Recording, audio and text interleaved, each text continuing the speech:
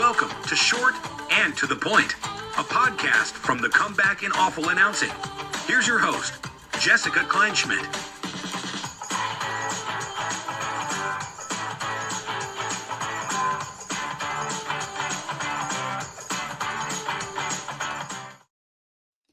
Welcome back to Short and to the Point on Awful Announcing and the Comeback. Jessica Kleinschmidt here. An exciting episode because your girl always loves to learn something.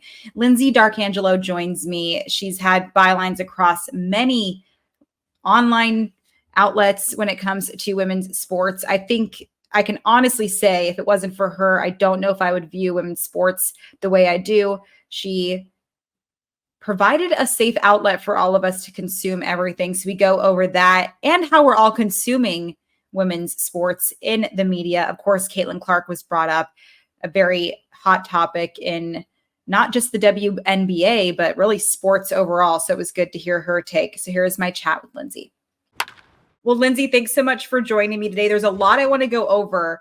But before we get started, I do want to thank you because I had no idea how to cover or even watch women's sports before I met you.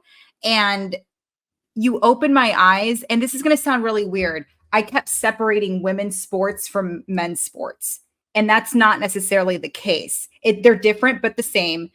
And so I just wanted to say thank you for giving me almost permission to consume it in a normal way, if that makes sense. I mean, if you want to give me credit for that, I'll take that all day today. But I mean, yeah, for sure. Yeah. And I want to talk this recent article you wrote for Awful Announcing. We love numbers. We're defined by them. And a lot of times we need to prove to other people, this is why this is working.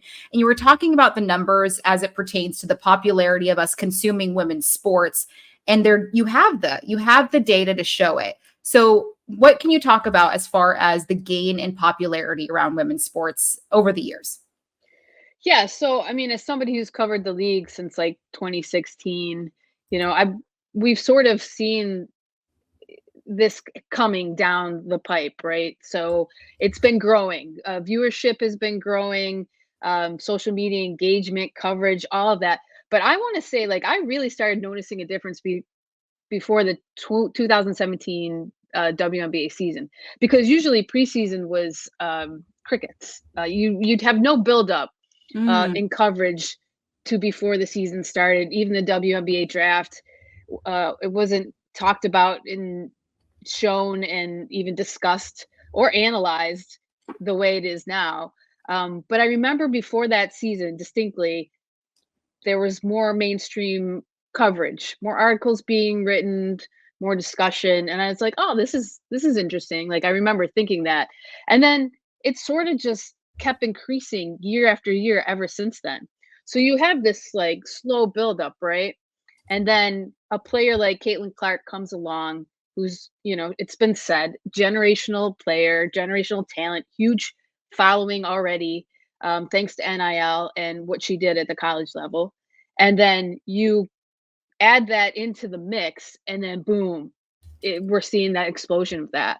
So, I mean, I've said it before in my Awful Announcing columns that this wick for what we're seeing right now in this explosion, not just in the WNBA, but like across women's sports, was lit a long time ago.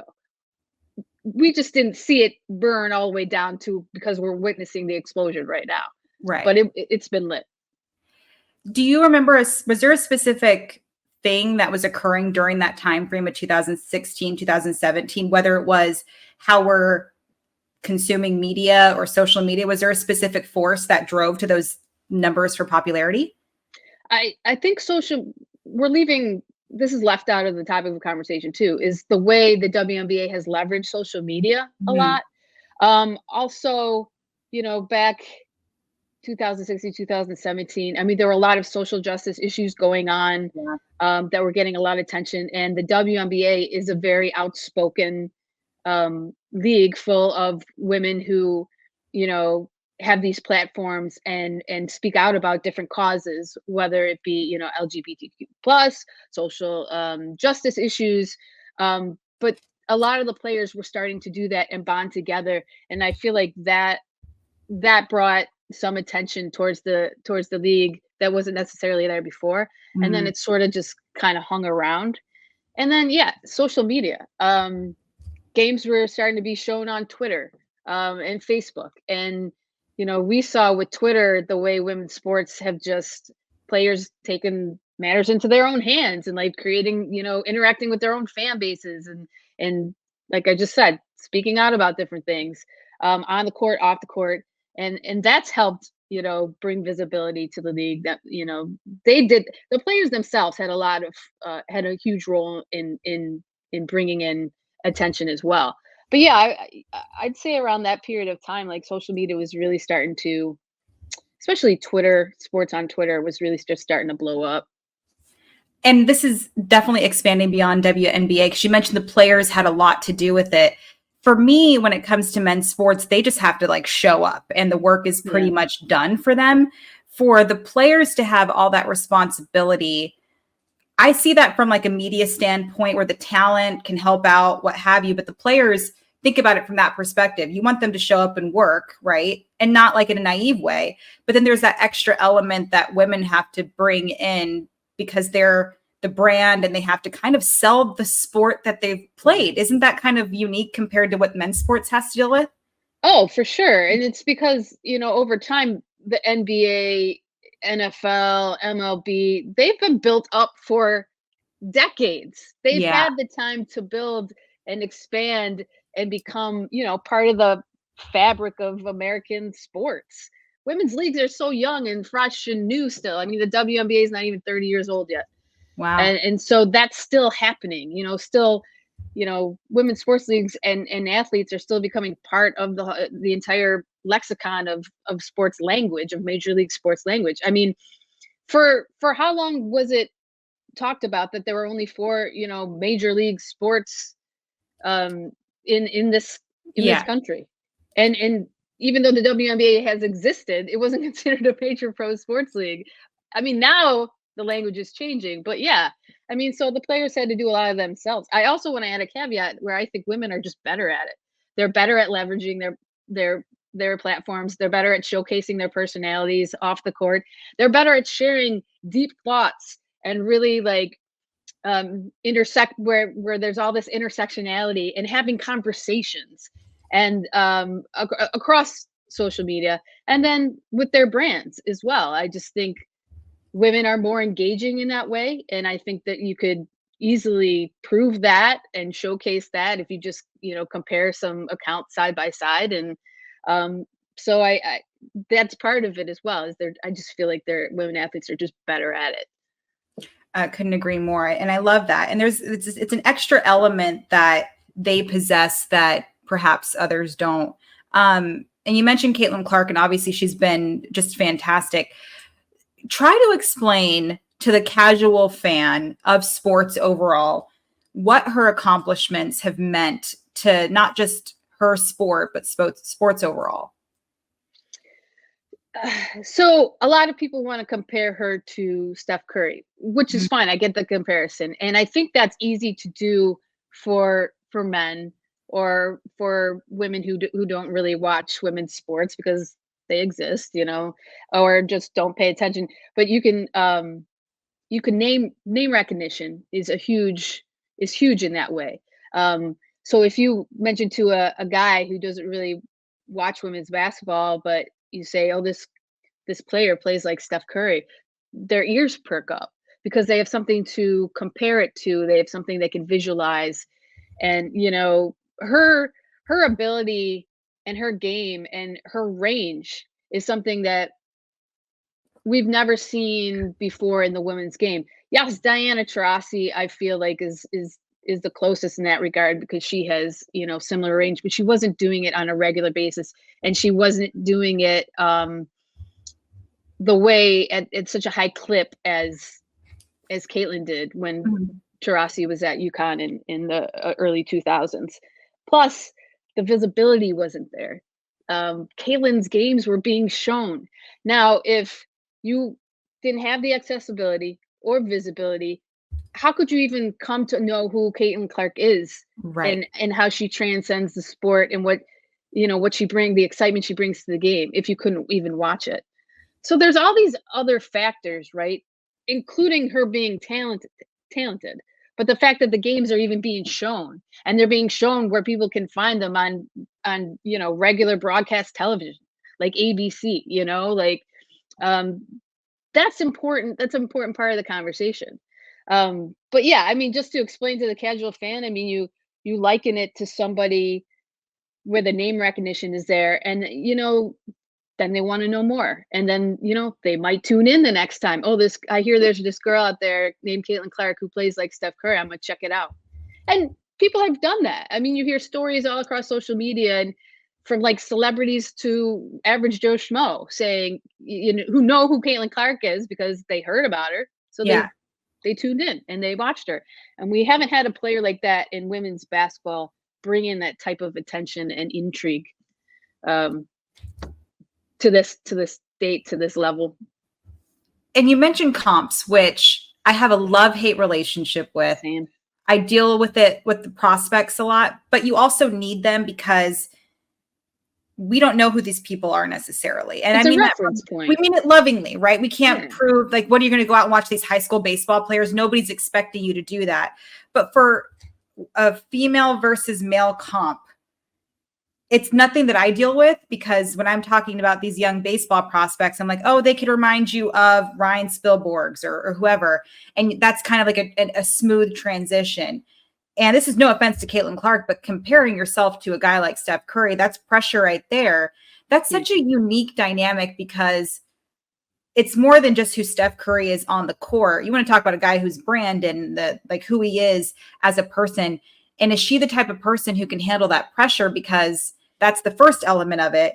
But then to have a female versus male comp is kind of interesting. Yeah. And I think, it's a reference point. It gives somebody, like I mentioned before, it gives somebody who's not in the know, something to visualize, a reference point, like it just said. I am also not a fan of the women athlete to the male athlete comp. Yeah. And years, first covering the WNBA and previous years, that was done a lot. But it was also done, like we just said, so we could cross over that boundary and be like, hey, you should check out this player. She plays like Michael Jordan, or Maya Moore is the Michael Jordan of the WNBA. And I'm sorry to interrupt, but it's like we're catering to people in a way. Oh, we totally were. Okay. We totally were to try to get them engaged. I mean, you look at it now and like everybody and their mother is covering the WNBA. But I'm saying back when it wasn't, and we were trying to bring people in, we were trying to make things more engaging.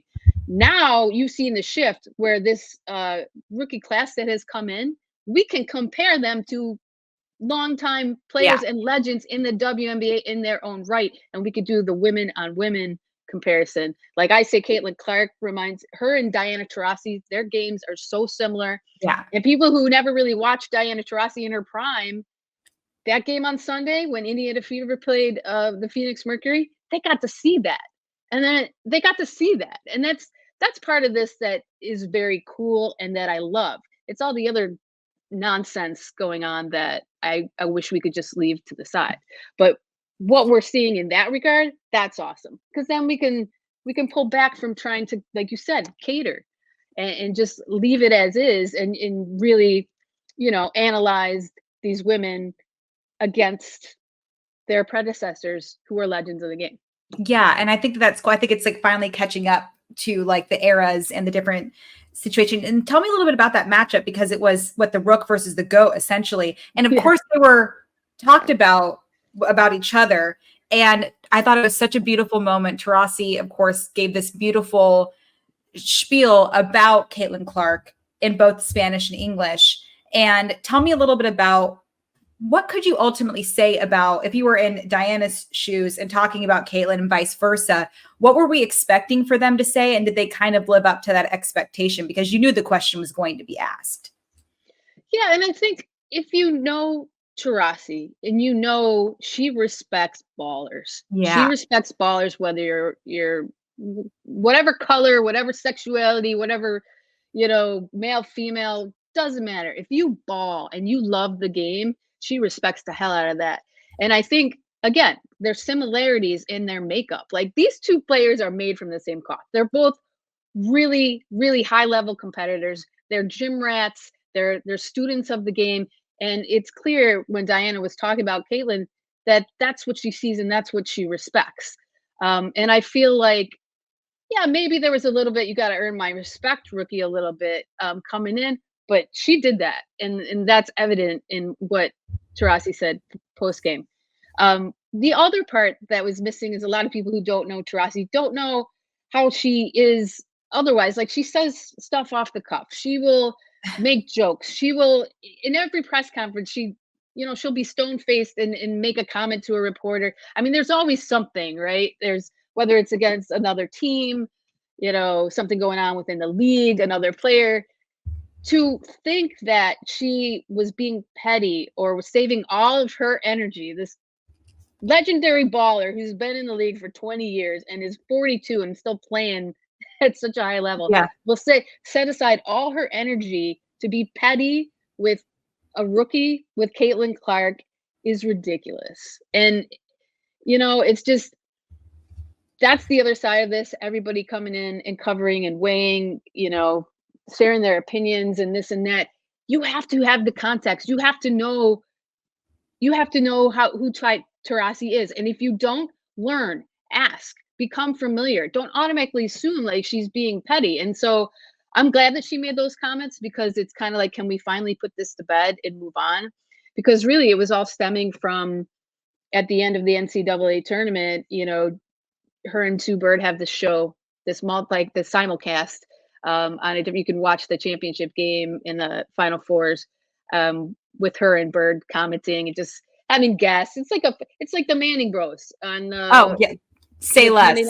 Talk me yeah. into it. Yeah. So yeah, it's super fun. And so she made a comment how Caitlin's gonna have reality's gonna come in. She's gonna have a learning curve, and everybody took that like she was making a dig and being petty.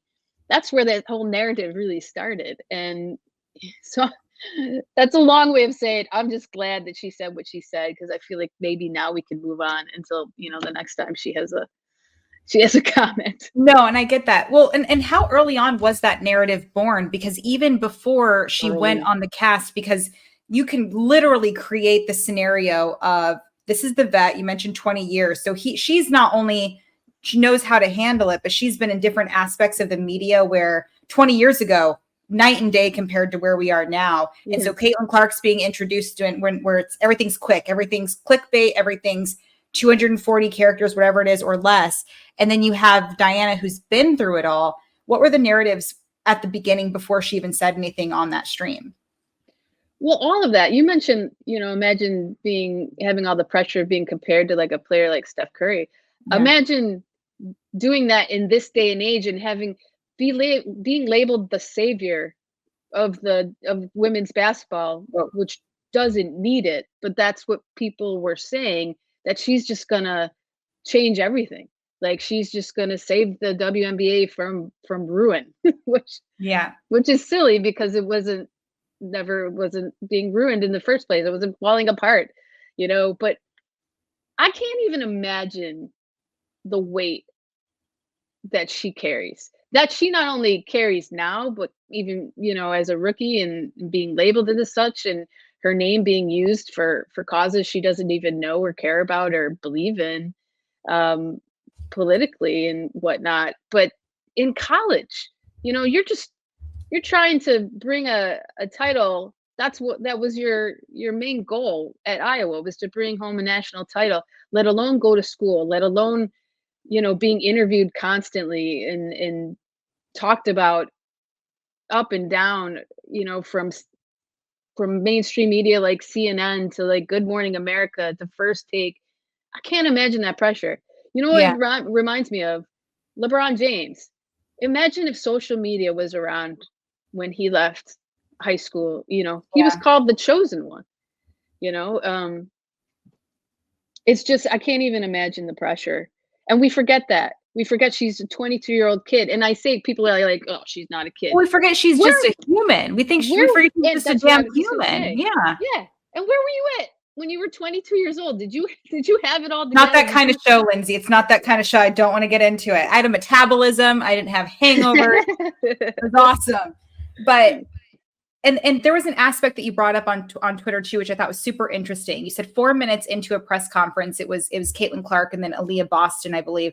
Nobody talked to Boston. It was like she wasn't even there. And you can tell Caitlin was kind of like she's here too. That's kind of been the scenario throughout the entirety of Caitlin Clark's career.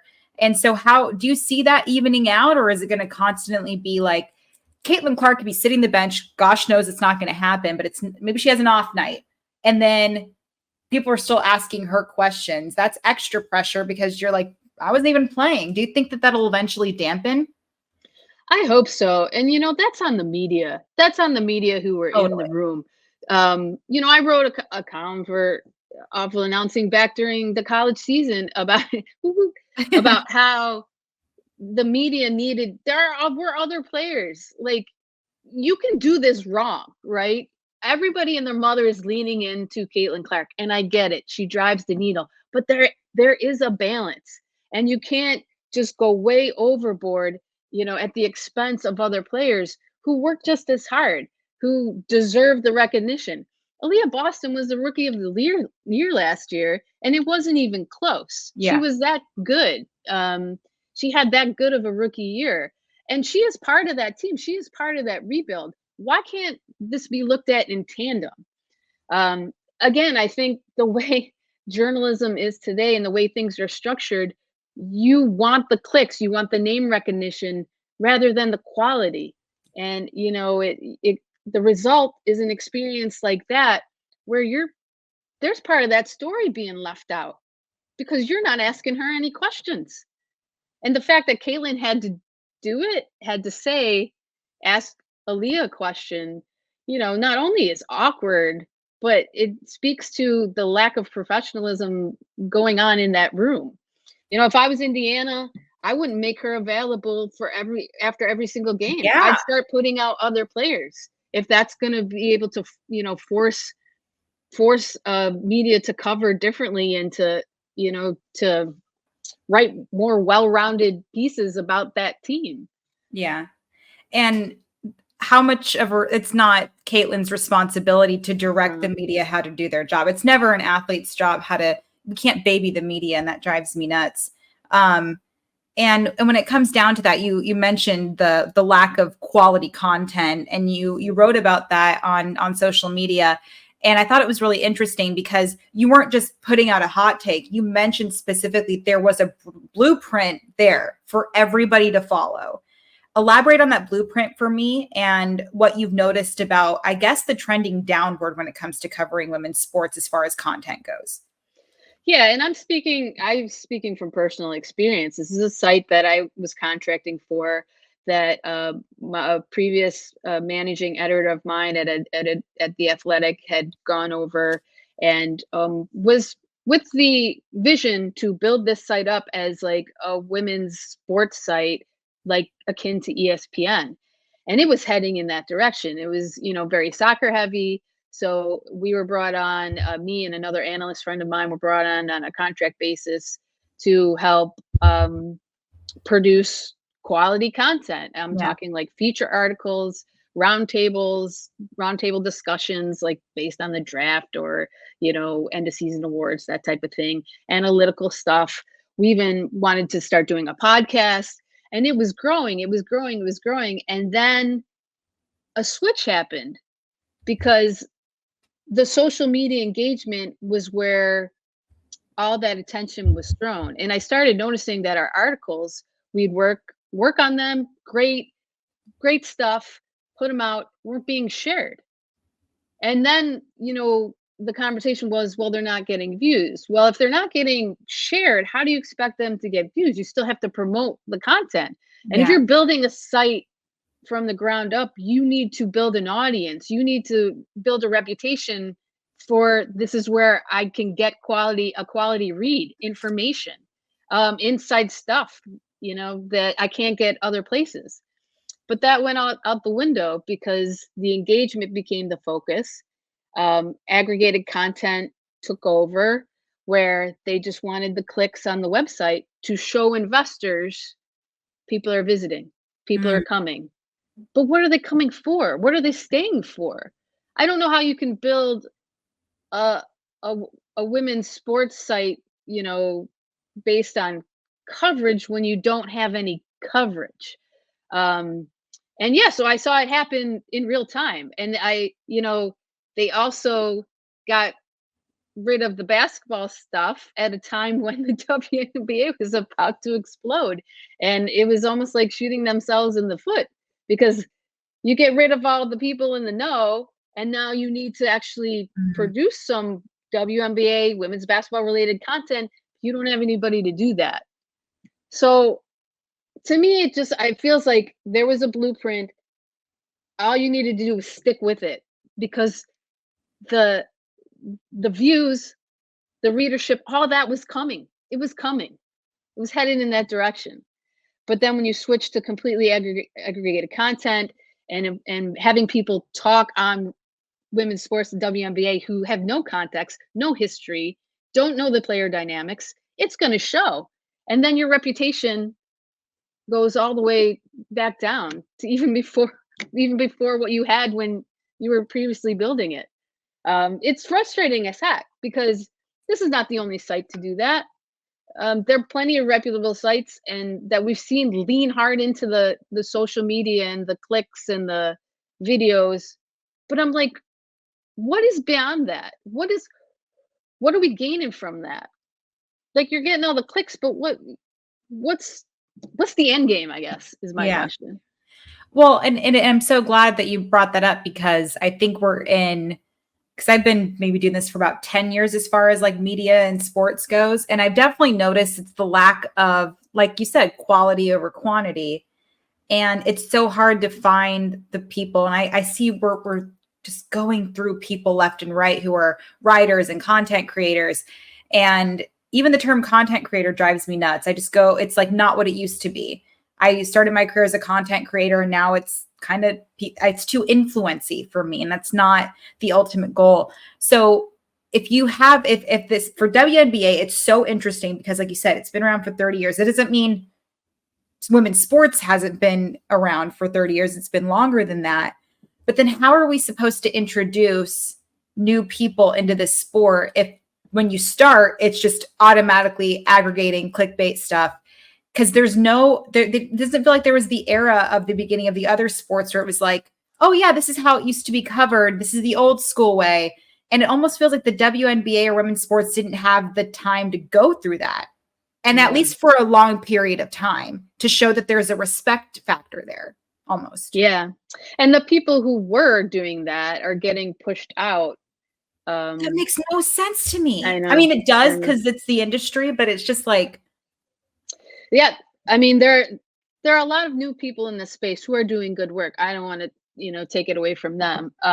But this real lean into like videos and just posting clips without any context on social media. I mean, and that's what people are consuming as yeah, sports coverage. And I'm like, where's the depth to that? And if and I've been victim of it too. I've retweeted stuff where I think it's one thing, but because I wasn't provided the whole context, I come to find out it's not that at all. But then it's already been retweeted and shared how many times, and then that just contributes to false narratives. It's like we're losing the, I don't even know what to call it. The nut of it all, the the really soul. good, the soul. We're losing the soul of it, I know. in features where you really get to know these athletes and want to watch them play, not only because they're talented, but because who they are as people. Those types of articles are far and few between now. So it's, there's a disconnect. It leaves Well, a disconnect. 100%. And what's interesting is when those features are written, and I'm guilty of it, I have to do it a lot for work. We take it, we aggregate from them. And so we continue the process. Yeah. And it's Yeah. like a really fucked up circle of life situation. Yeah. I mean, you could look up, Diana Taurasi technical foul or something, and then all these sports sites will pop up and it's the same article repeated, sometimes not even reworded, copy and pasted. And there's authors there, there's writers there, there's names there saying written by. it's disappointing. And I think with women's sports at a time where people are paying attention, and we want them to know the history, we want them to know the present, we want to see, what the future holds, and all of that can be accomplished by really good quality coverage and journalism, but it's being eroded. Yeah. And on that note, we mentioned it before we pressed record, Bomani Jones, and you mentioned Colin Cowherd deserves some props too. Monica McNutt was asked by Bomani, how do you talk about the WNBA? And it seems like such a simple question, but it's not. It's and Monica did a beautiful job in describing it. But how would you describe how to talk about the WNBA? I think you have to talk about all the parts of it. You can't just pick and choose. You have to understand where it was previously, the journey of it, the players involved in the evolution, where it was just a couple of years ago to where it is now. And in all of that, you have to understand that this is the most diverse professional sports league in the world. It's the most outspoken. These women, it's a community within the league. They support each other. Yes, you're going to have players who don't always get along, but when there's a larger issue at play, they have each other's backs, and we've seen that. So you have to understand what's happened off the court, what's happened on the court, what's happened within the organization. You have to understand that this is a league made up the majority of Black women. That a lot of the players are LGBTQ plus, that they have their own social causes individually and together. All of that, all of the intersectionality comes into play. I feel like with men's leagues, you don't necessarily always have to talk about that. But with this league in particular, it's just all wrapped up. There's just so many moving parts that you have to keep in mind when you're talking about these players and these teams in this league. That's not to say you can't just have fun talking about basketball and who they are and on and off the court and all that, and in rivalries and dynamics. I mean, it can still be all talked about at once. But yeah, I mean, I think with male sports writers and commentators and even former athletes, current athletes talking about the league, treat them like athletes. I mean, that's really the most basic principle. They're not delicate flowers, they're athletes first. Yeah. They're professional athletes. And if you could treat dudes the same, treat them the same way when you talk about male athletes, I mean, that's pretty much a basic premise. What Colin and Bomani were saying was like, we were ill-equipped to jump into this conversation without having any of the context. Why was it so easy for me to admit that when I got into covering male sports? But it's like pulling teeth with men to be like, yeah, I didn't realize like what I was going up against. Like, I don't know how to talk about this. And I mean, I played baseball as much as I possibly could, but I definitely show up in the clubhouse like, I don't know what this means. Like, tell me what this means. And for them to admit that, it's like, Yeah. I mean, just think of how more prepared women have to be at their jobs, whatever that may be, especially in sports, right? Doris Burke, when she was covering men's college basketball and women's college basketball and the WNBA and the NBA, can you imagine how much she had to study or just take in and research and prepare for every time she spoke? Like, I don't understand why men can walk in and not think, I need to learn these players. I need to know more than just the name Caitlin Clark and Asia Wilson. I need to know how to pronounce these names. I need to know who they played for and what they've done in their careers so that I can speak intelligently about where things are at right now. If a woman came into a situation to talk about the NBA without any context or knowledge or didn't do her homework, could you even imagine? So why aren't guys expected to do the same? Right. That's like a major crux of the issue right there. I agree. And I'm glad you mentioned Asia, because it makes you think of the time that she like quote tweeted, was it Clay Travis or something? Like, this is how you pronounce my name if you're going to bash on me. And that's the first thing you learn. Any broadcast I do, if I mess up the entire thing, I will pronounce your name correctly, damn it. Like, just get the basics there. And that's what I don't understand, is the different dynamics. And here's the thing, like, walking into a clubhouse as a female reporter, I can confidently say, yeah, Dallas Braden and I do not have the same MLB resume. Like, I've never played in the league before. So if anything, they give me better answers, and they're not mansplaining to me. They're just like, oh, she's genuinely curious. I want to help her because they know I didn't play. So why wouldn't that help them in the other way around? Like, it drives me crazy sometimes. It would help them, and it would help them inform their opinions, and so much better, just to have like context and nuance, and add to the conversation, make it more productive. It's something that's, I feel like it's just so basic and so simple. It is. And they don't anyways. Let's try to flip this into the positives, because the thing I love about you is, like, when I see you interacting online about the little nuances and the fun little intricacies, you just notice that more than like the average viewer. And of course you do cover these sports, so you have that background.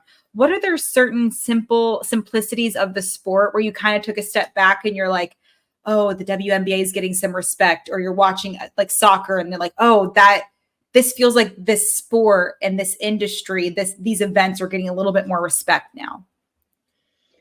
Yeah, I think, well, seeing like increased mainstream media coverage, but again, quality coverage. Yes.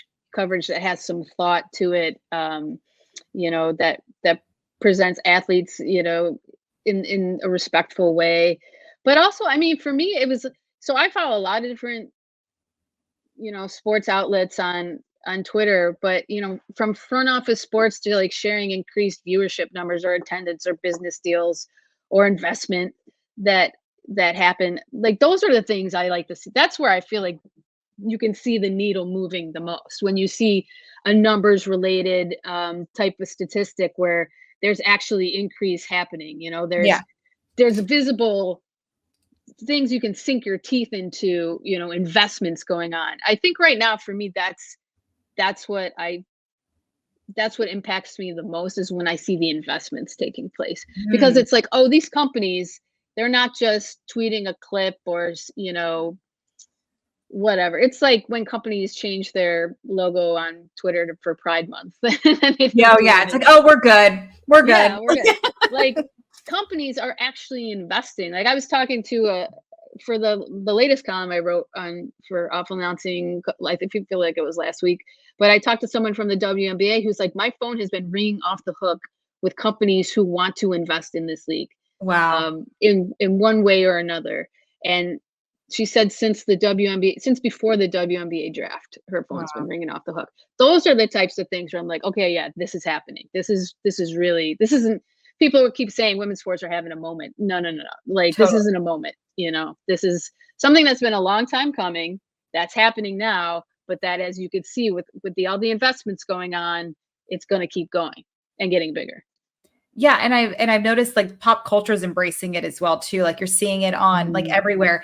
And I love the tweet of yours talking, Leash and Kate. And first of all, the L Word is one of the best shows ever. If you ever check it out, it's so good.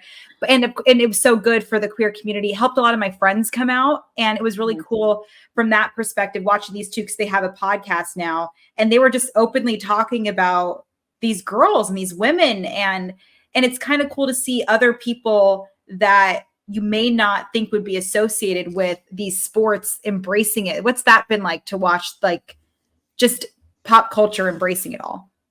Yeah, I mean, like, so I grew up on the L Word as well. Yeah. And I stumbled onto their podcast. I didn't even know that clip existed. I stumbled onto their podcast, and I was doing something. I was like listening to in the background, and then I heard Leisha say, I want to talk about the WNBA. And I was like, wait, what? You're like, huh? So, yeah. So I watched the clip. I'm like, this is, number one, this is awesome. Number two, how endearing is this? These two just having this conversation. and knowing that they're just like new to the sport and, you know, being silly about it, but also being like, hey, it's cool. Like, I'm in, sign me up. And so I wanted to share that clip because I feel like that was just like a microcosm of what's happening on a larger scale Yeah. across the country. Like people, I mean, I would go away from Twitter for a weekend, away from social media, and just over the course of a weekend, have different people I interacted with asking me about Caitlin Clark. I got lunch meat from the deli at my local grocery store the other day, and there's this really old, cute gentleman. I think he works there part time or whatever. He always helps me out in the morning because I go there at a certain time. And so I'm getting my order, and he's like, asked me what I do, and I was like, oh, I'm a sports writer, and he's like, oh, how about that Caitlin Clark? And he Oh, starts talking to me, but it was just so cute, and that's what I mean. Like it's happening. She is helping women athletes, WNBA.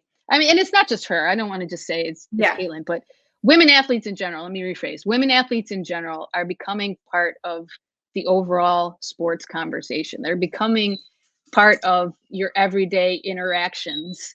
The lexicon, you know, it's happening in that way, and it's awesome to see because for so long it's like you feel like you're in this little bubble, and now Oh, that yeah. like you know, people in your everyday walk of life are taking part in this conversation, and you know it's awesome. It's what you've been when I say you, it's what we've been waiting It's what I've to been sort of waiting for see. too, Lyndsey. It's what I've been waiting for too. And before I let you go, I know a lot of people approach you and they say they want to cover women's sports. What's the responsibility factor? Because it's different in certain aspects. What do they need to prepare or just be ready for if they want to take the next step in pursuing covering women's sports? I'm gonna be totally honest. Like 3 years ago, if someone was to come to me out of college and say, I'd like to talk to you, ask you a couple questions, which has happened. It's happened Yeah. over the course of my career. And I always accept, and, you know, I'm always willing to help people out or answer whatever. 3 years ago, I would have been more optimistic, I guess, and, you know, talked about it in a different way. Now, I don't know really what to say. Um, and I'm being honest because I don't, what we were talking about previously in this conversation, the way media has changed, coverage has changed, and you know, women's sports is just even a smaller fraction of that. Um, Content creation seems to be where things are headed, and covering it as a writer, like you may have to add some versatility. I'll say, like, don't just look to get into sports writing, but also, you know, video, podcast, TikTok, who knows? Like those are things that I'm not involved in because my career was built on writing, and that's, you know, what I pursued during this time period. But for someone coming out now, I feel like versatility is the is your biggest asset in Hmm. technology. Yeah, I agree. And it's that wasn't the case. It's funny you mentioned that. Like I feel like a few years ago, everybody that was like my agents and stuff were like, just concentrate on one thing, just like work on just being a reporter, or just sidelines or just TV. And now it's like, no, you got to do everything. And now that I'm doing everything, it's kind of like it's too much because there's so many things being thrown at you, which is beautiful. I'm thankful for it, but it kind of came out of nowhere. You could be okay with just writing, just like you said. Yeah. Now it's like, oh, can you just go shoot this real quick or go like do a podcast real quick? I'm like, yeah, but my gosh, I don't know how to show up sometimes, and because there's so many different ways you have to approach the different types of media. It's hard. Yeah, they're all different, right? You're not gonna approach a video clip or a TikTok video or even, you know, something on YouTube, whatever, the same way you would you would write a 600 word article. It's just it's there's a lot of variations to it now. And even like if you look at some of the jobs that are available, a lot of them ask for like social media and platforms and you know ability to create content in other ways. And, you know, I don't want to be pessimistic, but I feel like you have to be adaptable, and then, you know, see where it goes from here. I mean, this could all come to a head and just people are burning out by the time they're 25 and are like, I can't do all these 10 billion things at once. And we might see that. Who knows? And a lot of these players too on social media are making their own announcements, are, you know, taking the insider aspect right out of it. You know, they're announcing deals, they're announcing things going on in their social life. And then that's what gets shared, rather than you hearing about it, you interviewing, you confirming it, and you putting it in a story. Mm-hmm. Yeah. And people don't even put it in stories anymore. They just tweet it out. So they don't tweet it out. Yeah, I'm guilty of that. I don't write as much. I just tweet it out now. Honestly, because I'm lazy and they make me do a billion things. You want to talk? Yeah, I'm versatile as hell, but I'm also tired as hell. So it's just like, thank you so much for your time, Lyndsey. This is awesome. Yeah, thanks for having me. It was a blast. That was Lyndsey D'Arcangelo. You can see some of her columns on Awful Announcing. It's been a great addition to have her and be able to read her work on the website. You can follow everything else on the Comeback and Awful Announcing. For Short and to the Point and producer Philip, this is Jessica Kleinschmidt, and we will see you next time. Want even more short and to the point? Follow Jessica at KleinschmidtJD and head over to thecomeback.com and awfulannouncing.com.